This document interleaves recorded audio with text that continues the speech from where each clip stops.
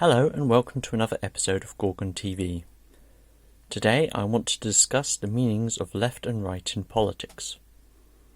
I will start by taking a look at where these phrases originally came from and what they meant at the time. Then I will move on to how big money media uses them today. I will follow this by moving on to the ideological meanings of the phrases. This will then be followed by a discussion of the correlations and contradictions between these meanings.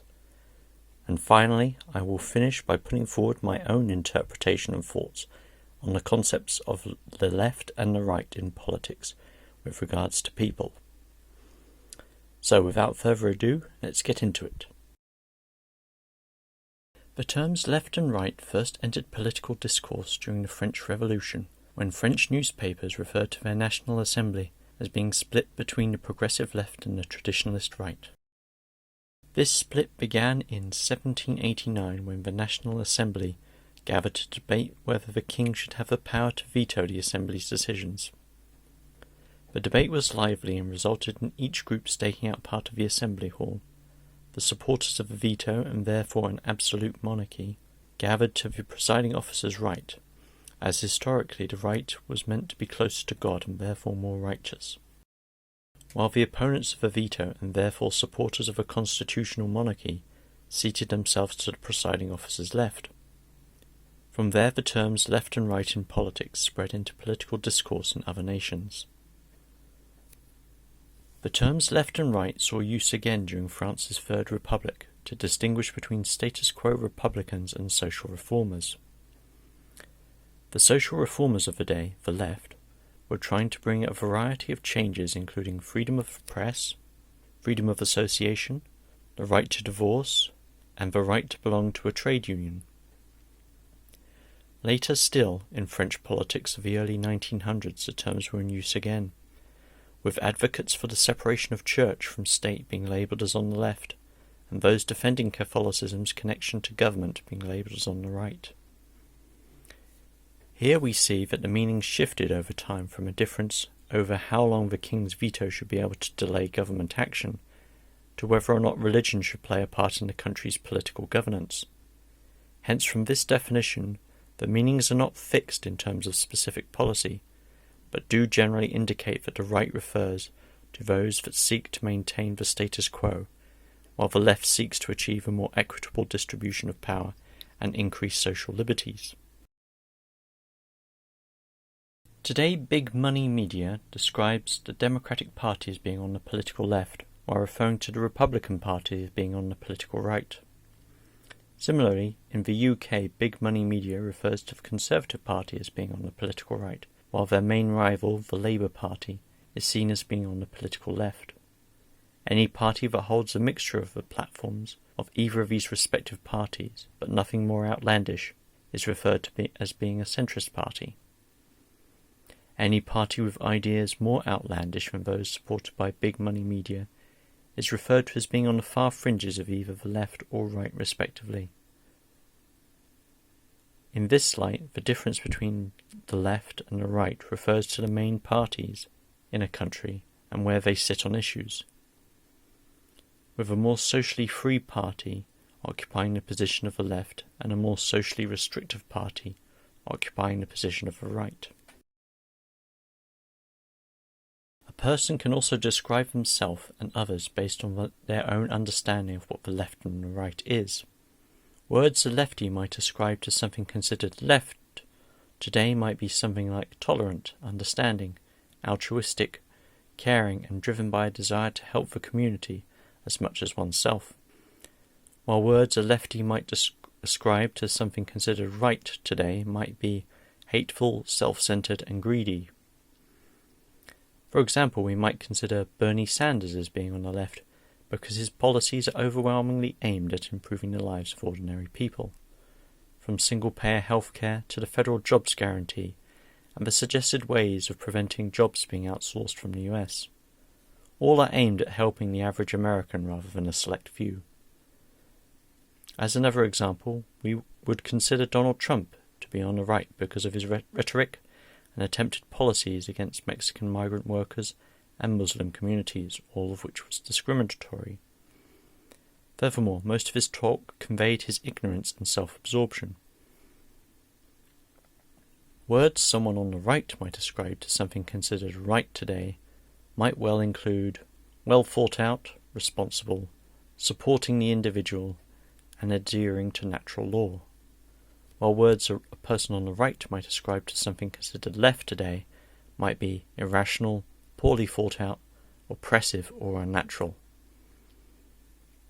From these ideal definitions we can see disagreements about how to govern a society.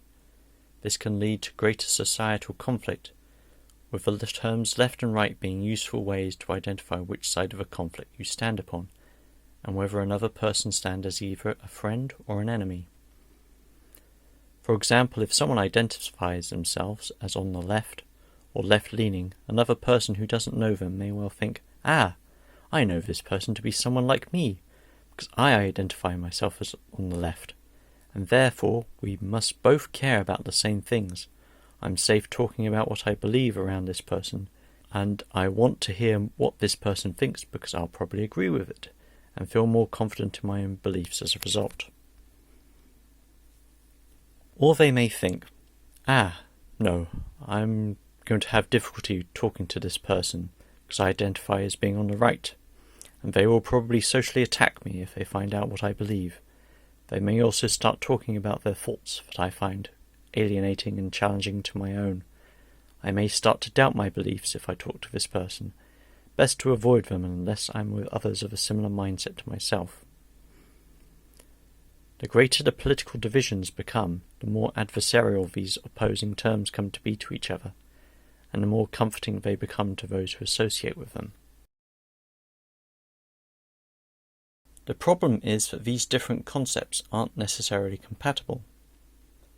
By the historical left and its policies, we are talking not just about an increase in civil liberties, but also a shift in power away from a small elite.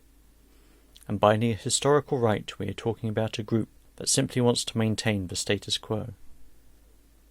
Admittedly, the historical left and the modern big money media line up, and you might also find a large number of right-wingers who support the idea of a connection between church and state in the US and the UK, just as long as that religion is Christianity. By modern big money media definitions, the left and the right of the French National Assembly and Third Republic France do correlate with their own ideas of what these concepts mean. However, you also see modern media happily call some people who support illegal wars, mass surveillance, private health insurance, and many other antisocial acts and organisations as on the left. This flies in the face of the general concept of the left as developed historically in France. So if historical meanings of left and right don't fully correlate with modern media concepts of the left and the right. While big money media's ideas on the right lines up pretty well with the left's ideal of the right, there is a disconnect between big money media's idea of the left and the ideals of the left. For example, big money media in the USA describes Joe Biden and the Democratic Party as being on the left, despite them standing in opposition to single-payer healthcare, even in the middle of an epidemic. Obviously, this behaviour is so far from the ideals of the left that it falls into the left's definition of the right. This is a massive contradiction. How can big money media call Joe Biden and the Democratic Party part of the left when their parties are on the ideological right? The modern media calls the Republicans and Donald Trump on the right, and this aligns with the modern ideal of the right. But the left's version of the right ideal are also personified in the Democratic Party and Joe Biden. And a similar comparison can be made with the British Labour Party under Keir Starmer. The triangle is my idea of how to measure whether someone or something should be considered on the left or on the right of the political spectrum. Instead of seeing it as a linear line, the spectrum should be seen as an equilateral triangle pointing towards the left, with the left-hand side representing the left and the right-hand side representing the right. The three corners represent different character traits of an individual in the political sphere. The left corner represents altruism as a person's main political motivator. People closer to this corner are primarily motivated by altruism and helping their fellow human. The top right corner represents avarice as a person's main political motivator. People closer to this corner are primarily motivated by their own self-interest and development regardless of the cost to others. The bottom right corner represents aversiveness as a person's main political motivator. People closer to this corner are motivated by anger, hate or fear of another individual or group. Of course, everyone's actions are ultimately driven by a range of motivations, so nobody actually embodies any of these corners, but they do gravitate towards a particular corner or edge.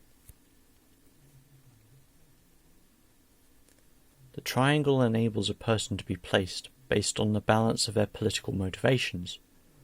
People who show a higher quantity of aversive behaviour gravitate towards the aversive corner, and so on.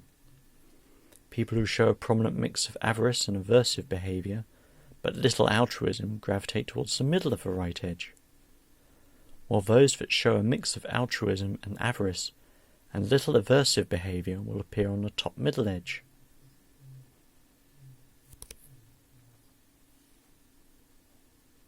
The meanings for the terms left and right in politics that have been talked about in prior sections of this presentation have been attempts to help categorize whether someone or something sits on the left or the right.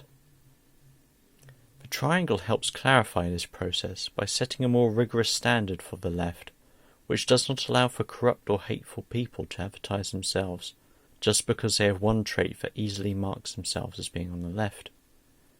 The triangle also helps clarify that the right is not one single distinct group, but a spectrum of people that can have equally opposing beliefs, and that two people can be on the right and still be in nearly irreconcilable camps. In this manner it helps us take a more studious look at the right and perhaps offers an opportunity to think of ways to reason with and reconcile our differences rather than put up walls instead.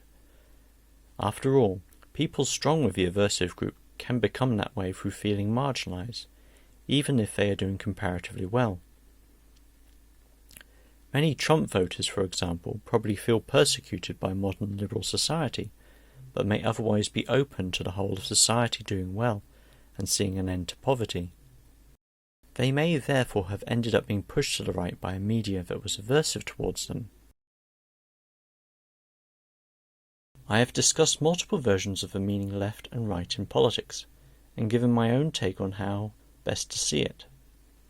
But there is another takeaway, and that is that with such varied meanings, we shouldn't put too much stock in the validity of someone's claims to be on the left or on the right. There is mystery and misunderstanding in what counts as left. Some people may call themselves part of the left because they support LGBT rights, but at the same time try to sell military conflicts and attack policies and groups fighting to help the population. It also highlights a misunderstanding regarding the identity of the right, that it is not just people who hate minorities. It is also people with a lot of power and only use it to support themselves, and also people who hate and ostracize people who hate minorities. Anyway, that's all for this video. Thank you for watching. Please feel free to leave a like, a comment and/or subscribe. Take care, and I look forward to seeing you in the next video.